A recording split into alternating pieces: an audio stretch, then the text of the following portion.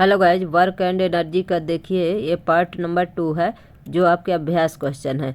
निम्न सूचीबद्ध क्रियाकलापों को ध्यान से देखिए। अपनी कार्य शब्द की व्याख्या के आधार पर तर्क दीजिए कि इनमें कार्य हो रहा है अथवा नहीं। तो देखिए, कार्य किसमें होता है? जिसमें डिस्प्लेसमेंट होता है तो उसमें कार्य होगा, जिसमें डिस्प्लेसमेंट नहीं होगा तो उसमें कार्य नहीं होगा, क्योंकि अपन ये चैप्टर में ही पढ़ लिए थे। तो फर्स्ट पॉइंट देखिए क्या कहता है। सुमा एक तालाब में तैर रही है। तैर रही है यानी कि उसमें क्या हो रहा है? डिस्प्लेसमेंट हो रहा है। जब डिस्प्लेसमेंट हो रहा है यानी कि उसमें विस्थापन हो रहा है, तो यानी क्या है? कार्य हो रहा है। तो पहले में क्या हो जाएगा अपने को कि कार्य हो रहा है। दूसरा पॉइंट देखिए, एक गधे ने अपनी पीठ पर बोझा उठा रखा है। तो जब कोई कुली हो या गधा हो, कोई भी बोझा लेके अगर खड़ा रहेगा तो उसमें क्या होगा? डिस्प्लेसमेंट नहीं होगा। इसीलिए जो है तो इसमें क्या है? कार्य नहीं हो रहा है। एक पवन चक्की विड मिल कुएं से पानी उठा रही है। पानी निकालना क्या हो जाएगा? डिस्प्लेसमेंट होगा। जब डिस्प्लेसमेंट होगा, क्योंकि अपन चक्की से क्या है, नीचे बॉकेट जाएगा, फिर आएगा पानी, फिर जाएगा, फिर आएगा जो उसमें लगा होगा, तो क्या हो जाएगा? इसमें डिस्प्लेसमेंट होगा। इसीलिए जो है तो इसमें क्या है? आपका कार्य होगा। फिर फोर्थ पॉइंट देखिए, एक हरे पौधे में प्रकाश संश्लेषण की प्रक्रिया हो रही है। तो पेड़ पौधे एक जगह खड़े होकर प्रकाश संश्लेषण की क्रिया कर रहे हैं, तो उसमें डिस्प्लेसमेंट नहीं हो रहा है। इसीलिए इसमें क्या है? कार्य नहीं होगा। एक इंजन ट्रेन को खींच रहा है। एक इंजन जब ट्रेन को खींचेगा तो उसमें क्या होगा? गति होगा, यानी कि उसमें डिस्प्लेसमेंट होगा। डिस्प्लेसमेंट होगा यानी कि उसमें कार्य किया गया है। अनाज के दाने सूर्य की धूप में सूख रहे हैं। अनाज के दाने सूख रहे हैं यानी उसमें कोई डिस्प्लेसमेंट नहीं हो रहा है, इसलिए इसमें क्या है? कार्य नहीं होगा। एक पाल नाव पवन ऊर्जा के कारण गतिशील है। अगर गतिशील है कोई चीज़ यानी कि उसमें डिस्प्लेसमेंट हो रहा है, इसीलिए इसमें क्या होगा? कार्य होगा। गाइज, आपको जो कुछ समझ में नहीं आता आप लोग क्वेरी करिए हमसे, ज़रूर आप लोग क्वेश्चन करिए। आप लोग कभी कोई क्वेश्चन नहीं पूछते हैं हमसे, और आपका कोर्स कंप्लीट जैसे हुआ कि नहीं हुआ कोई भी सवाल नहीं करते हैं। गाइज, आप लोगों को हमारी क्लास अच्छी लगे करे। जो सवाल ना समझ में आए तो आप लोग हमें कमेंट किया करिए। तो देखिए, इसमें अपन जो देखे अभी फर्स्ट पॉइंट में, कार्य हो रहा है क्योंकि यहाँ पर विस्थापन हो रहा है। सुमा पानी को पीछे धकेलती है तथा विस्थापन आगे होता है। W क्या हो जाएगा? निगेटिव, यानी F जो है तो FS, यानी कि डिस्प्लेसमेंट हो रहा है, इसलिए क्या है? कार्य इसमें हो रहा है। दूसरा पॉइंट देखिए क्या है? कार्य नहीं होता क्योंकि बोझे का विस्थापन बल की दिशा में, क्योंकि दूसरा पॉइंट क्या कहता है? देखिए, एक गधे ने अपनी पीठ पर बोझा उठा कर रखा है। तो गधे ने बोझा उठा कर रखा है, इसलिए उसमें क्या है? डिस्प्लेसमेंट नहीं हो रहा, कार्य नहीं होता है, क्योंकि बोझे का विस्थापन बल की दिशा में 90 डिग्री पर होता है। ऐसा इसलिए होता है क्योंकि गुरुत्वीय बल नीचे कार्य करता है तथा वस्तु के भार का विस्थापन जो है तो क्षैतिज दिशा में होता है। देखिए क्या बोल रहा है कि 90 डिग्री में जो बोझा लेके है तो किस में हो रहा है? ऊपर जो है तो ऊर्ध्वाधर में, और जो डिस्प्लेसमेंट होता है तो किस में होता है? क्षैतिज दिशा में होता है। इसीलिए जो है तो इसमें क्या है? कार्य नहीं हो रहा है। तीसरा पॉइंट में कार्य हो रहा है क्योंकि यहाँ जल का विस्थापन हो रहा है। ये देखिए क्या बोल रहा है इसमें कि एक पवन चक्की विड मिल कुएं से पानी उठा रही है। तो इसमें क्या हो जाएगा? कार्य हो रहा है क्योंकि जल का विस्थापन हो रहा था, तो गुरुत्वीय बल के विरुद्ध पानी ऊपर उठाया जा रहा है। फिर चौथा देखिए इसमें क्या बोला है कि एक हरे पौधे में प्रकाश संश्लेषण की प्रक्रिया हो रही है। तो इस स्थिति में कार्य नहीं हो रहा है क्योंकि बल जो है तो क्या है? इसमें विस्थापन नहीं हो रहा, बल भी 0 है तथा विस्थापन भी 0 है। अतः W बराबर क्या हो गया? 0 है। इसीलिए जो है इसमें कोई कार्य नहीं किया गया है। फिर पांचवा पॉइंट क्या कहता है आपका कि अनाज के दाने धूप में सूख रहे हैं। सूख तो रहे हैं लेकिन उसमें कोई डिस्प्लेसमेंट नहीं हो रहा है। इस स्थिति में पांचवा पॉइंट आपका कहाँ गया? इस स्थिति में कार्य हो रहा क्योंकि इंजन ट्रेन को खींचता है, इसमें तो हो रहा है। ये देखिए यहाँ पर ये ऊपर नीचे हो गए गाइज, पर यह है कि आप समझ लीजिएगा। कोई कार्य नहीं हो रहा है क्योंकि अनाज के दाने धूप में सुखाते समय इस पर कोई बल नहीं लगता है और ना ही विस्थापन होता है। यानी अब F बराबर क्या है? आपका विस्थापन भी 0 है, बल भी 0 है, तो कार्य बराबर क्या हो जाएगा? 0 हो जाएगा। 5वां पॉइंट देखिए, पवन चक्की से जो नाव को धकेला जाता है उसमें क्या है, इस स्थिति में कार्य हो रहा है क्योंकि पवन ऊर्जा द्वारा बल लगाने पर पाल नाव में गति होती है, अर्थात विस्थापन हो रहा है, यानी डिस्प्लेसमेंट हो रहा है। तो गाइस आशा करती हूँ आप लोगों को सब कुछ समझ में आ गया होगा। अब देखिए क्वेश्चन नंबर 2 आपका, कि एक पिंड को धरती से किस कोण पर फेंका जाता है। यह एक वक्र पथ पर चलता है और वापस धरती पर आ गिरता है। पिंड के पथ के प्रारंभिक तथा अंतिम बिंदु एक ही क्षैतिज रेखा पर स्थित है। पिंड पर गुरुत्व बल द्वारा कितना कार्य किया जाता है। अब देखिए इसमें भी क्या पूछा है, कार्य पूछा है। चूंकि पिंड के पथ में प्रारंभिक तथा अंतिम बिंदु एक ही क्षैतिज रेखा पर है, अर्थात पिंड का विस्थापन क्षैतिज दिशा में हो रहा है, इसलिए नेट विस्थापन गुरुत्वीय बल की दिशा में ऊर्ध्वाधर नीचे की ओर हो रहा है। अतः गुरुत्वीय बल के कारण कोई कार्य नहीं हो रहा है, क्योंकि गुरुत्वीय बल की दिशा और विस्थापन के बीच 90 डिग्री का कोण बनता है, अर्थात W बराबर क्या हो जाएगा, 0 जूल हो जाएगा। अब देखिए यहाँ से क्या है, प्रारंभिक बिंदु है, यहाँ से कोई भी पिंड को फेंका जाता है तो कहाँ गिर रहा है, यहाँ देखिए यहाँ पर, लेकिन यहाँ ऊपर क्या है 90 डिग्री का कोण बनता है, इसीलिए क्या बोल रहा है कि अगर ऊपर की ओर 90 डिग्री का जो कोण बन रहा है तो वहाँ पर कोई डिस्प्लेसमेंट नहीं हो रहा है। और अंतिम बिंदु और प्रारंभिक बिंदु दोनों के बीच में क्या है, क्षैतिज गति हो रही है, इसीलिए यहाँ नीचे क्या बोल रहा है कि यहाँ पर कार्य हो रहा है, यानी कि ऊपर जब गुरुत्वीय दिशा के ऊर्ध्वाधर नीचे नहीं हो रहा है, नीचे कार्य नहीं हो रहा था, गुरुत्वीय बल के कारण कोई कार्य नहीं हो रहा है, क्योंकि गुरुत्वीय बल की दिशा और विस्थापन के बीच कितने डिग्री का कोण बन रहा है, 90 डिग्री का कोण बन रहा है। और जब 90 डिग्री का कोण बन रहा है तो क्या हो जाता है, उसका मान 0 हो जाता है। तो जब कार्य का मान 0 हो गया तो उसमें कोई ना ही डिस्प्लेसमेंट हो रहा है ना ही कोई कार्य हो रहा है। अब देखिए, एक बैटरी बल्ब जलती है, इस प्रक्रम में होने वाले ऊर्जा परिवर्तनों का वर्णन कीजिए।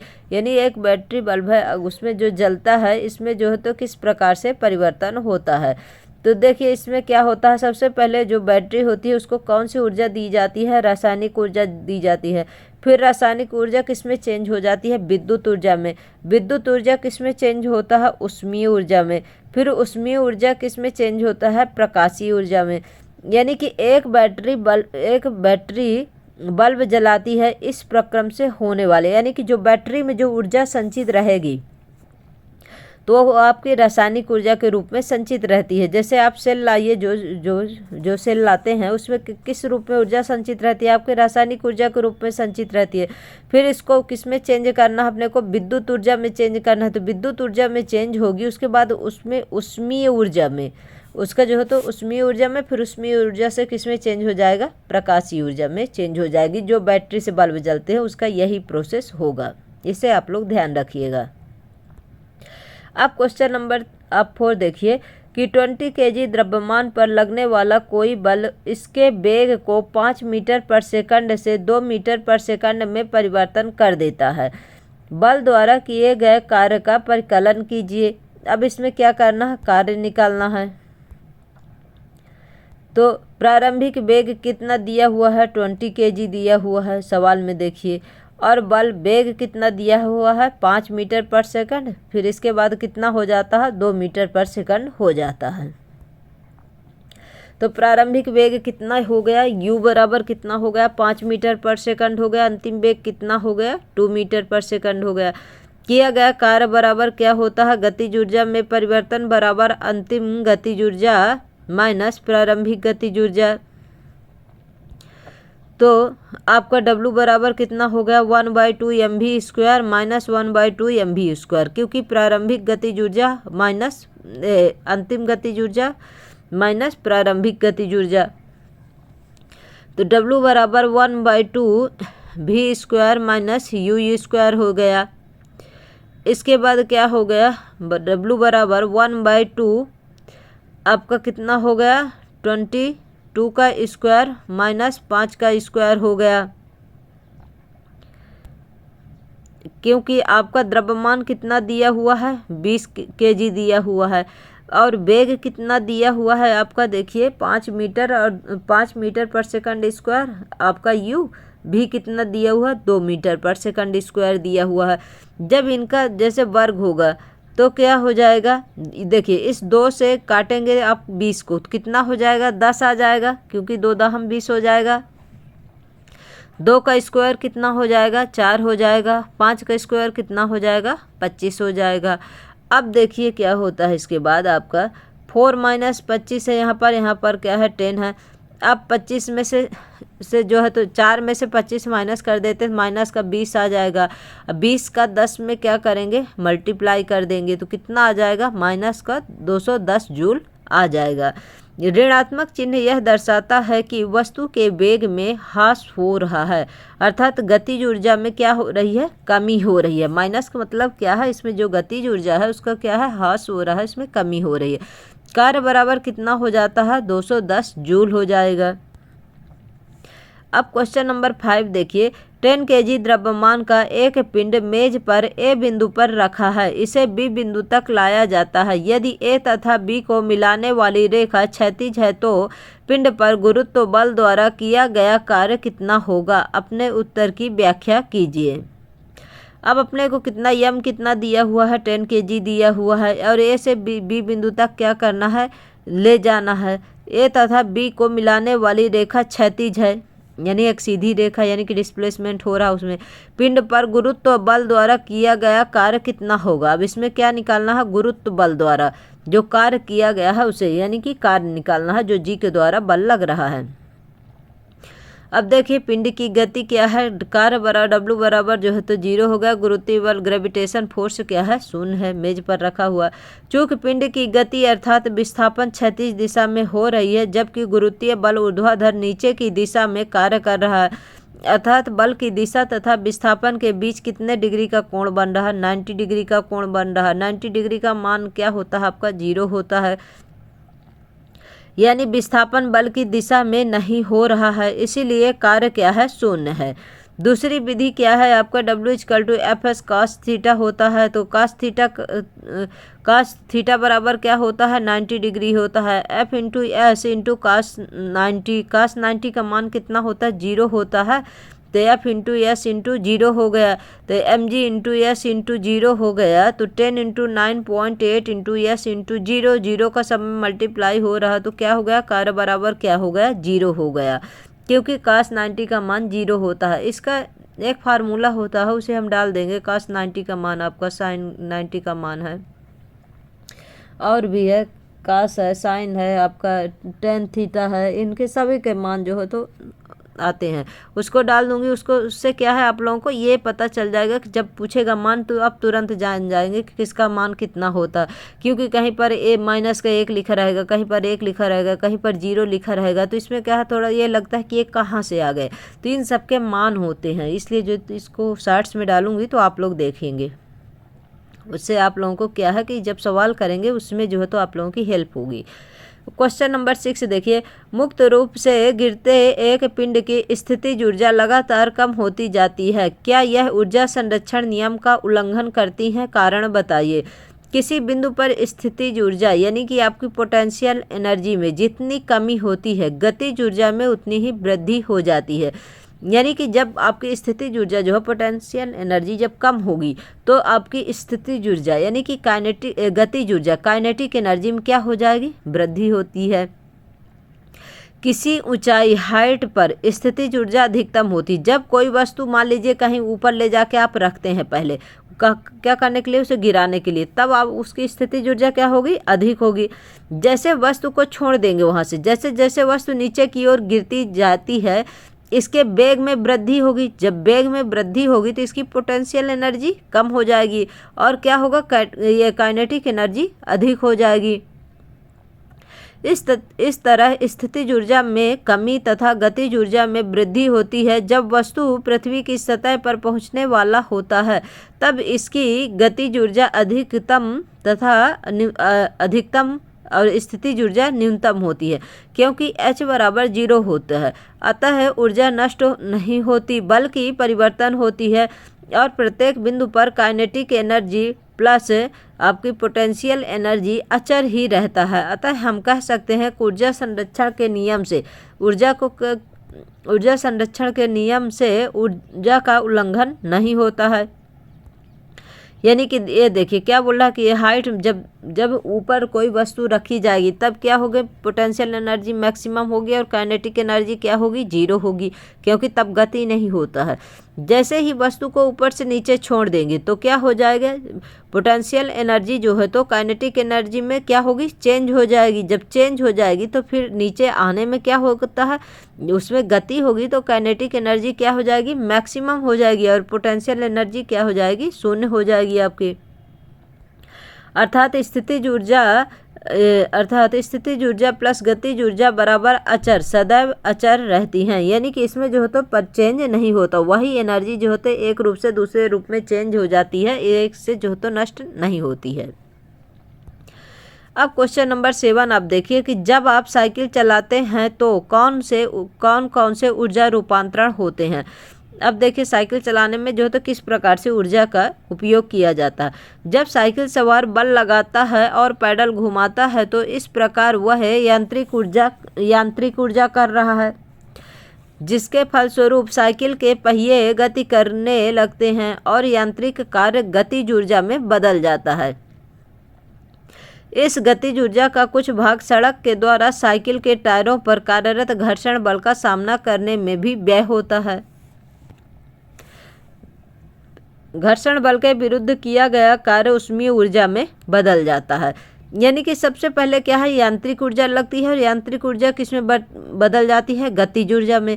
फिर गतिज ऊर्जा जो है तो इसमें से क्या है, कुछ बल किस में भी चला जाता है, घर्षण बल में, क्योंकि टायर में भी बल लगेगा और टायर से जो तो रोड में बल लगेगा। इसमें क्या होगा, दोनों में जब बल लगेगा तो क्या हो जाएगा, यहाँ पर ऊष्मा में चेंज होती है, ऊष्मीय ऊर्जा में बदल जाती है। यानी कि सबसे पहले अपन जब बॉडी द्वारा कार्य करते हैं तो बॉडी से जब कोई कार्य किया जाता है क्या कहलाती है, पेशीय ऊर्जा। अब जब पेशीय ऊर्जा किस में बदलती है, यांत्रिक ऊर्जा में, क्योंकि जब पैडल घुमाना है यानी कि यह आपकी मैकेनिकल एनर्जी हो गई, यांत्रिक ऊर्जा हो गई। यांत्रिक ऊर्जा फिर किस में चेंज हो जाती है, काइनेटिक एनर्जी में आपकी चेंज हो जाती है, गतिज ऊर्जा में। गतिज ऊर्जा के कारण जो घर्षण उत्पन्न होता है रोड और आपके जो साइकिल का टायर के बीच में, उससे क्या कहते हैं, घर्षण के कारण उत्पन्न ऊष्मा को ऊष्मीय ऊर्जा कहते हैं। यानी कि जो अपने हाथों द्वारा बल लगाया जाएगा वो क्या कहलाएगा, आपका पेशीय ऊर्जा कहलाएगी। जो साइकिल को घुमाते हैं वो क्या है, आपकी मैकेनिकल एनर्जी है। फिर मैकेनिकल एनर्जी किस में बदल जाती है, आपकी काइनेटिक एनर्जी में। काइनेटिक एनर्जी किस में बदल जाती है, आपकी ऊष्मीय ऊर्जा में। अब देखिए क्वेश्चन नंबर 8 आपका क्या बोल रहा है। जब आप अपनी सारी शक्ति लगाकर एक बड़ी चट्टान को धकेलना चाहते हैं और उसे हिलाने में असफल हो जाते हैं तो क्या इस अवस्था में ऊर्जा स्थानांतरण होता है, आपके द्वारा व्यय की गई ऊर्जा कहाँ चली जाती है। हाँ, ऊर्जा का स्थानांतरण होता है, लेकिन चट्टान में विस्थापन नहीं होने के कारण कार्य क्या हो जाता है, शून्य हो जाता है। हमारे द्वारा व्यय की गई ऊर्जा के कारण चट्टान में थोड़ा विरूपण होता है या ऊर्जा उसे विरूपित करने का प्रयास करती है, जिससे व्यक्ति थकान महसूस करता है और अंततः ऊष्मीय ऊर्जा में पसीने में रूपांतरित हो जाती है। यानी कि ऊर्जा का जो होता ह्रास होता है लेकिन उसमें डिस्प्लेसमेंट नहीं होता है चट्टान में, इसीलिए जो है तो उसमें कार्य क्या होता है, 0 हो जाता है। अब देखिए क्या है यहाँ पर क्वेश्चन नंबर 9 देखिए। किसी घर में एक महीने में ऊर्जा की यूनिट कितनी दी हुई है, 250 यूनिट व्यय हुई। यह ऊर्जा जूल में कितनी होगी। आप जूल का मात्रक तो पता ही है आपको, जूल में निकालते हैं आप, या कि फिर किस में निकालते हैं, न्यूटन मीटर में। अच्छा, उस कार्य को निकालते हैं न्यूटन मीटर में, लेकिन यहाँ पर क्या ऊर्जा की बात किया है, ऊर्जा को किस में निकालते हैं, जूल में निकालते हैं। तो देखिए एक महीने में व्यय की गई ऊर्जा की कितनी यूनिट दी हुई है आपका, यहाँ पर 250 यूनिट आपके जो क्वेश्चन में दिया हुआ है। तो एक यूनिट बराबर कितना होता है, 1 किलोवाट प्रति हावर्स होता है। 1 किलोवाट बराबर कितना होता है, 3.6 × 10⁶ जूल होता है। जब अपन चैप्टर पढ़ें तभी बताए हैं, इसको ध्यान रखना आपको कि 1 किलोवाट प्रति हावर्स में कितना होता है, 3.6 × 10⁶ जूल होता है। तब क्या है, आपको सवाल सॉल्व करने में इजी हो जाएगा। यूनिट कितनी दी हुई है, 250 यूनिट दी हुई है, इनटू इसका 1 किलोवाट प्रति हावर्स का क्या करेंगे, इसमें मल्टीप्लाई कर देंगे। 1 किलोवाट प्रति हावर्स का मान कितना होता है, 3.6 इंटू 10⁶ जूल होता है। अब इनका जब जो है तो इस प्रकार से लिखेंगे 250 इंटू 3.6 इंटू 10⁶ जूल लिख दिए। इसके बाद जब आप इसका 250 इंटू 3.6 का क्या करेंगे, मल्टीप्लाई करेंगे। मल्टीप्लाई करेंगे तो कितना आ जाता है, 900 आ जाता है। 900 का जो है तो 2 जीरो कहाँ चले जाएंगे, आपके पावर में चले जाएंगे, किसमें, 10⁶ है इसमें चला जाएगा।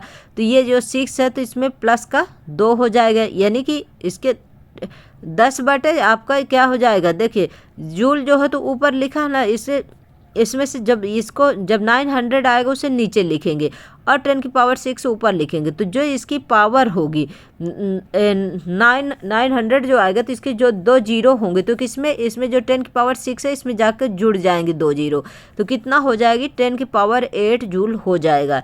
यानी कि अतः एक घर में एक महीने में व्यय हुई ऊर्जा कितनी है, आपका 9 इंटू 10⁸ जूल हो जाएगा। गाइज अगर ये सवाल आपको नहीं समझ में आता तो आप लोग हमें कमेंट बॉक्स में कमेंट जरूर करिए, क्योंकि आप लोग कमेंट करते ही नहीं हैं। कोई ना कोई देखता तो ज़रूर है पर कमेंट कोई नहीं करता। गाइज आप लोग देखिए, आप लोग को जो समझ में ना आए उसे कमेंट बॉक्स में कमेंट करिए, तो क्या है कि हमें हमारे जो है तो एक बहुत अच्छा मोटिवेशन भी मिलता है। गाइज अगर आप लोगों को एक भी क्वेश्चन पूछ लेंगे तो हमें बहुत अच्छा लगेगा। अब क्वेश्चन नंबर चलिए 10 एक लास्ट कर लेते हैं, इसके बाद जो है तो नेक्स्ट पार्ट में करेंगे, क्योंकि इसमें टोटल क्वेश्चन 21 है, बहुत ज़्यादा क्वेश्चन है, तो क्लास बड़ी हो जाएगी फिर अपलोड नहीं हो पाता गाइज, इसलिए प्रॉब्लम होती है और आप लोगों को पढ़ने में भी ज़्यादा हो जाएगा। 40 kg द्रव्यमान का एक पिंड धरती से 5 मीटर की ऊंचाई तक उठाया जाता है, इसकी स्थितिज ऊर्जा कितनी है यदि पिंड को मुक्त रूप से गिरने दिया जाए। तो जब पिंड ठीक आधे रास्ते पर है उस समय इसकी गति ऊर्जा का परिकलन कीजिए। जी का मान कितना दिया हुआ, 10 मीटर पर सेकंड दिया हुआ है। पिंड का द्रव्यमान कितना दिया हुआ है, 40 kg दिया हुआ है ये सवाल में, और पिंड धरती से कितने ऊपर जा रही है, 5 मीटर, यानी कि डिस्प्लेसमेंट कितना हो रहा है, 5 मीटर की हो रहा है, और इसका क्या ज्ञात करना है, स्थितिज ऊर्जा ज्ञात करना है। अब देखिए क्या है, जी का मान कितना हो दिया हुआ अपने को, क्वेश्चन में ही दिया हुआ 10 मीटर पर सेकंड दिया हुआ, हाइट 5 मीटर दी हुई है और द्रव्यमान कितना दिया हुआ, 40 kg दिया हुआ है। अब स्थितिज ऊर्जा पोटेंशियल एनर्जी का फार्मूला क्या होता है, mgh होता है, और काइनेटिक एनर्जी का कितना होता है, 1/2 mv² होता है। आप लोगों को फार्मूला नोट कर लेना है। जो है तो जो चैप्टर आप पढ़ें, कोई भी चैप्टर, उसके एक पेज में एक आपको फार्मूला रखना है, क्योंकि जब आप चैप्टर का रिवीजन करेंगे तो एक बार पहले फार्मूला देख लेंगे, उसके बाद रिवीजन आप स्टार्ट कर देंगे। देखिए फिर क्या है, आपका पोटेंशियल एनर्जी इक्वल टू क्या हो जाता है, mgh हो जाता है। तो m का मान कितना दिया हुआ, 40 kg दिया हुआ, g का मान 10 मीटर पर सेकंड स्क्वायर है, क्योंकि गुरुत्वीय त्वरण है, त्वरण का मान क्या है, मीटर पर सेकंड स्क्वायर लिखते हैं, इंटू एच कितना, हाइट कितनी दी हुई है, 5 दिया हुआ है, लेकिन इसके यूनिट जो है एसआई मात्रा क्या लिखते हैं, मीटर में लिखते हैं, इसलिए क्या है 5 मीटर लिखा हुआ है।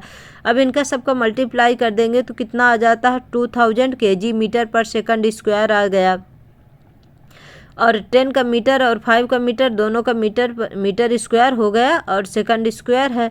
अब इसका क्या है, जो है तो इसमें 2000 कितना आ गया अपने को, जूल मिल गया। अतः स्थितिज ऊर्जा कितनी मिल गई अपने को, 2000 जूल मिल गई। तो U बराबर क्या हो गया, 0 हो गया, 40 kg दिया हुआ है। अब इसमें बताया गया है कि कहाँ पर मैक्सिमम कहाँ पर मिनिमम एनर्जी होती है। इसमें डिस्प्लेसमेंट कितना, हाइट कितना हो रहा है, 5 मीटर हो रहा है, और यहाँ कितना जो हो रहा है, हाइट बराबर 2.5 मीटर हो रहा है। जब पिंड ठीक आधे रास्ते पर हो तो h बराबर 5/2 हो जाएगा, यानी 5 का आधा हो जाएगा, यानी कि जब ये यहाँ पर आधे रास्ते में पहुँचेगी, पूरा जो इसका डिस्टेंस है, दूरी है, कितना है, 5 मीटर है, 5 मीटर का आधा कितना हो जाएगा, 2.5 मीटर हो जाएगा, यानी कि 2.5 मीटर हो जाएगा।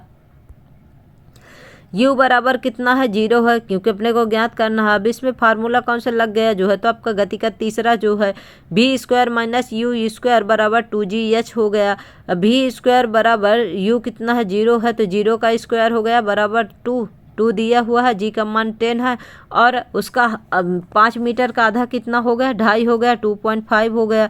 अब इनका मल्टीप्लाई करेंगे तो v स्क्वायर बराबर कितना आ जाएगा, 50 आ जाएगा। क्योंकि फिर हम जानते हैं गतिज ऊर्जा क्या हो जाएगी, काइनेटिक एनर्जी का मान कितना होता है, 1/2 mv स्क्वायर हो जाता। अभी क्या निकल आया अपने का, भी निकल आया। अब ये क्या होगा, 1/2 इंटू 40 इंटू एम का मान 40 है, और भी का मान कितना मिल गया, 50 मिल गया, 50 आ गया, बराबर 20 इंटू 50 हो गया, तो आपका कितना हो गया, 20 इंटू 50 बराबर आपका हो गया 1000 कितना आ गया, जूल आ गया। यानी कि अपने को कितना मिला, 1000 जूल मिल गया। यानी कि अपना सवाल यहीं तक है। अब वैकल्पिक विधि, यानी कि आपको और अधिक जानना हो तो ये फिर है ऑप्शनल की, और जानिए ऊर्जा संरक्षण के नियम के द्वारा जो है तो किसी ऊर्जा को ना ही नष्ट किया जा सकता, ना विनाश किया जा सकता है, ना ही बनाया जा सकता। इसके आधार पर यहाँ पर फिर से रख के इसे सॉल्व कर दिया गया। बाकी सबसे इजी जो है तो यही चीज़ है, यहाँ तक आपको क्या करना है, कॉपी में अपने नोट कर लेना है। तो गाइज आज के लिए इतनी ही क्लास, क्योंकि 25 मिनट की हो चुकी है। आप लोगों को हमारी क्लास कैसी लगती है, आप लोग हमारे क्लास को गाइज क्लास अच्छी लगे गाइज तो आप लोग हमें सपोर्ट करिए, हमारे क्लास को लाइक करिए, शेयर करिए, सब्सक्राइब करिए, और बेल आइकन जरूर प्रेस कर लीजिए आप लोगों को, जिससे जो है तो नोटिफिकेशन मिलता रहे। तो thank you so much guys.